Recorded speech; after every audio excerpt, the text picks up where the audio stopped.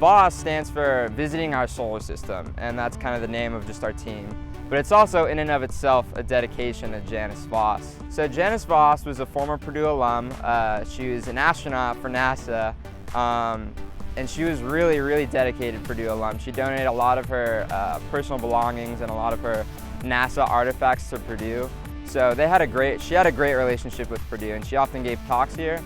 And one of the greatest things about Janice VOSS, in my opinion, was that she was so dedicated to making the future generations to be the best that they wanted to be. She was part of NASA. She actually went up 5 times, and she holds jointly the record for the most amount of time to be in space for a woman. Janice VOSS was all about education. She's about collaboration. She's about inspiration. And I think the idea that she would see the ending product is one thing. Wow, it's gorgeous. Wow, it's inspirational. Wow, it's educational. But I almost think it's a bigger deal that there were so many students involved.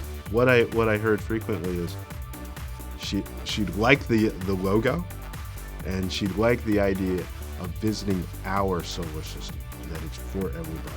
What she would be most proud of and most excited about is how just the process was one of inspiration. After her untimely death in 2012, the thought was this would maybe be an appropriate memorial to her. The purpose was to memorialize Janice VOSS and really inspire STEM education. So Janice would have loved the way this turned out. It's located in Discovery Park, just outside the Hall for Discovery and Learning. For educational purposes, when we're talking about bringing a field trip and to be able to really see the differences in distances, it was decided it should be contained in one area. So it's in a prominent place on campus that really inspires learning, research, education.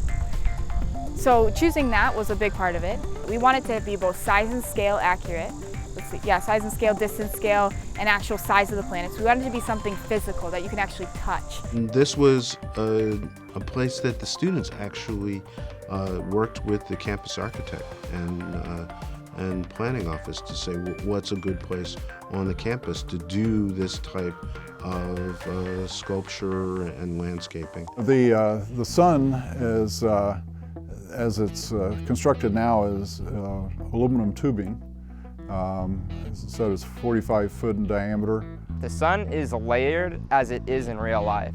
So you have the core, and then you have the outer layers. And the outermost layer has all the swirls around it, and that represents the turbulent surface of the sun. You have all of the planets, and they include every single planetary orbit, which is really cool. It's really big, and you can walk a Fibonacci spiral path to see all the planets, and the outer planets have their own planet pavilions. At each planet, starting with Neptune going all the way up to Mercury, there's their own individual section. And actually at each section there's a star map and constellations that light up at night. When you're able to actually start at the beginning or kind of the end of the solar system, you start at the Janice VOSS Memorial, and also where Pluto was, and you walk through, and it's like telling a story. It's like telling the story of the solar system, and you finally reach the sun, and it's just absolutely magnificent. I think it turned out absolutely amazing. It turned out better than what I thought it was going to be, and how I was there when there was nothing here and it was all dirt. So it's pretty amazing. I never thought I'd be a part of something so big.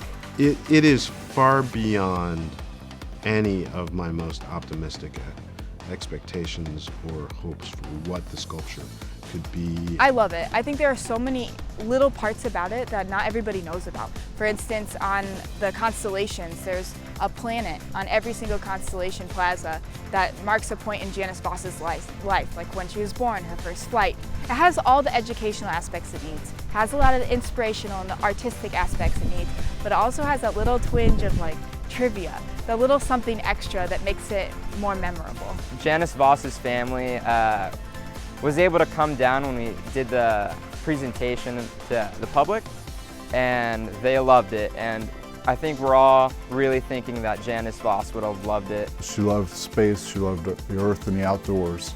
And so you combine all those together in this one project, and I really believe that she would have approved of the project. I've actually met Janice's parents, and what they said is she's a very quiet person, and she didn't like the attention on herself, but I believe she would love the attention it gives to STEM education. So I think she'd be very proud about how we're promoting space education, all STEM majors, science, technology, engineering, math.